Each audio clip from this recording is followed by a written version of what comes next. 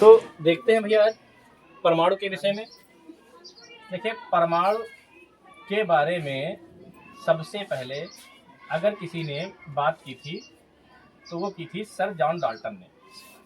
किसने बात की थी? सर जॉन डाल्टन ने। सर जॉन डाल्टन ने।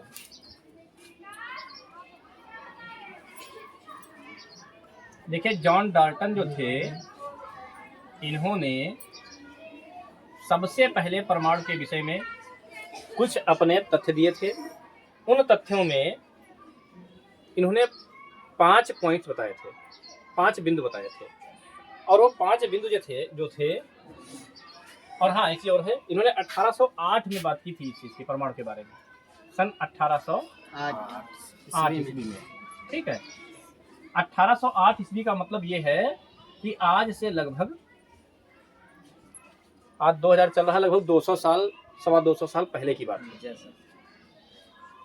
और इन्होंने, आपको जानकर आश्चर्य होगा कि जब परमाणु की बात हम करेंगे तो पहली बार में जॉन डाल्टन ने परमाणु के बारे में जो भी बताया था, इनकी सारी बातें सही नहीं थी, लेकिन इन्होंने ये चीज बताई कि परमाणु नाम का कोई पदार्थ होता है। परमाणु को इंग्लिश में एटम कहते हैं। परमाणु जो होता है इसको इंग्लिश में क्या कहते हैं? एटम कहते हैं। और एटम का अर्थ होता है अविभाज्य। एटम का अर्थ क्या होता है? अविभाज्य। इन्होंने अपना पहला पॉइंट जो बताया, वो पहला पॉइंट यही बताया कि परमाणु अविभाज्य है।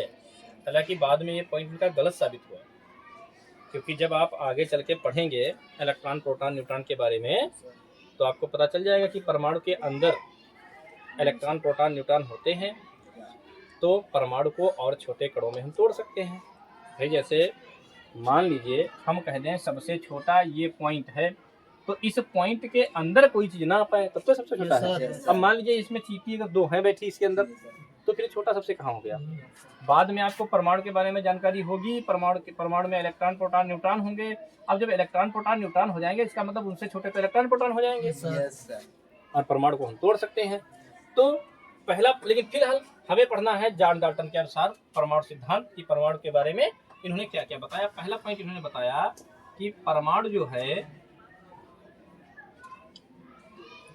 अविभाज्य है। क्या है? अविभाज्य। परमाणु अविभाज्य है, अर्थात परमाणु को हम और अधिक छोटे कणों में नहीं तोड़ सकते, कह सकते हैं। अर्थात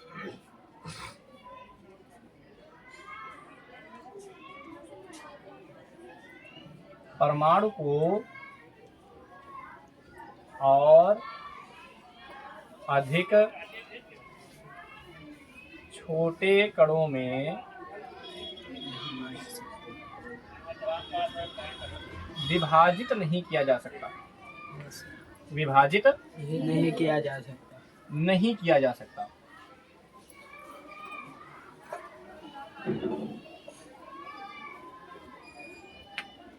मतलब इनका जो पहला पॉइंट था वो ये था कि परमाणु अविभाज्य कण है, मतलब इसको हम और ज्यादा छोटे कणों में नहीं तोड़ सकते। ठीक है।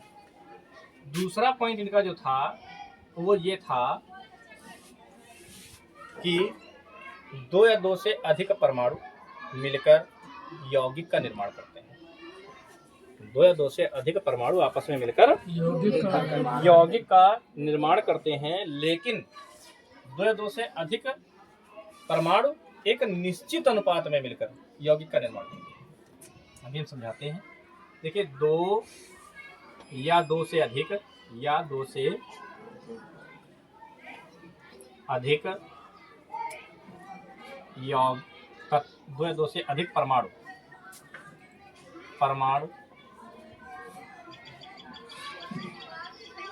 आपस में 2 या 2 से अधिक परमाणु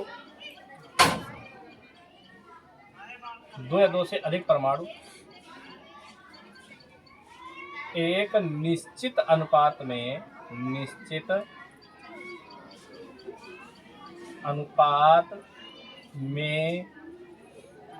मिलकर यौगिक का निर्माण करते हैं। किसका निर्माण करते हैं? यौगिक का। यौगिक का तत्व का यौगिक का निर्माण करते हैं।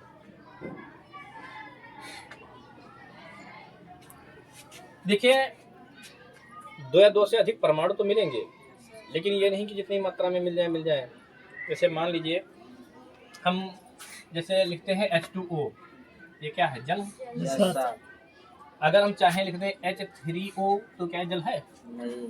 क्यों? क्योंकि इनका अनुपात बिगड़ जाएगा। सर। भाई एक ऑक्सीजन के साथ अगर दो हाइड्रोजन साझा करके जल का निर्माण कर रहे हैं, तो फिर हर बार एक ऑक्सीजन के साथ दो हाइड्रोजन होने चाहिए, तभी तो जल बनेगा।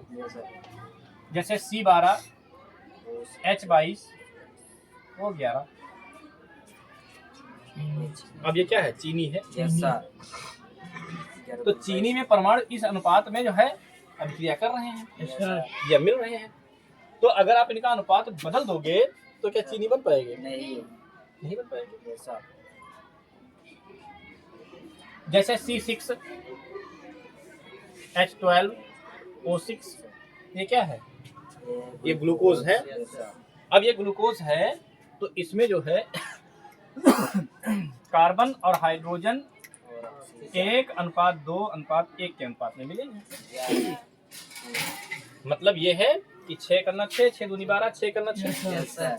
मतलब 1 भाग कार्बन तो 2 भाग हाइड्रोजन तो 1 भाग ऑक्सीजन मिलकर ग्लूकोज का निर्माण कर रहे हैं। तो अगर आप C6H23 कर दो, O5 कर दो, क्या बन पाएगा? ग्लूकोज नहीं बन पाएगा।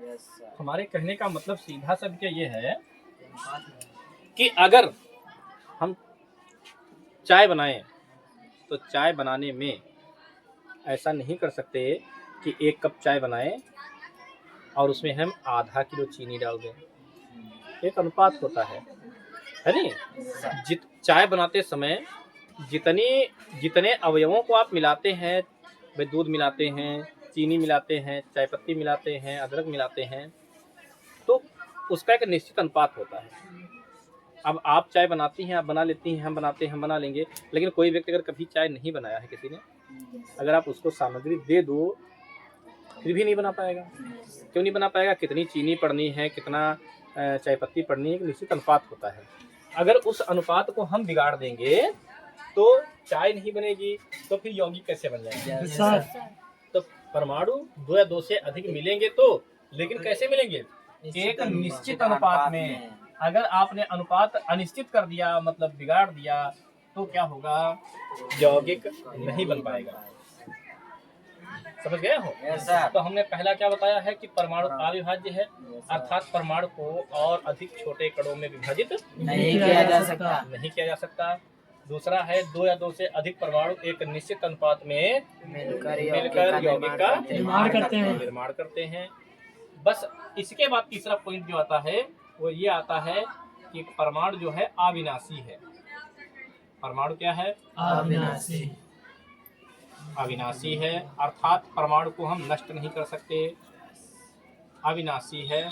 लेकिन वास्तविकता ये है कि इनका ये वाला पॉइंट तो गलत ही है, आप लोग जानते ही हैं कि परमाणु अविभाज्य है, परमाणु विभाज्य है। दूसरा पॉइंट इनका 2 या 2 से अधिक परमाणु एक निश्चित अनुपात में मिलकर यौगिक का निर्माण करते हैं। ये बात इनकी जो है बिल्कुल सही है और ये अंत तक सही होती रहेगी, इसको कोई गलत साबित नहीं कर पाएगा। लेकिन इनका ये जो है परमाणु अविनाशी है, ये भी पॉइंट गलत है। क्यों गलत है? क्योंकि आप आगे चल के बड़ी क्लासों में पढ़ेंगे कि मरकरी का परमाणु जो है, मरकरी के परमाणु को विघटित करके सोने के परमाणु बनाए जाते हैं, सोना बनाया जाता है। या फिर आप आगे चल के ऐसा पढ़ेंगे कि यूरेनियम के परमाणु से अल्फा कणों को निकालकर दूसरे परमाणु में तोड़ लिया जाता है। तो परमाणु जो है अविनाशी है, विनाश भी हो जाता है। इसके बाद इसका जो चौथा पॉइंट आता है इनका डाल्टन का, वो ये आता है कि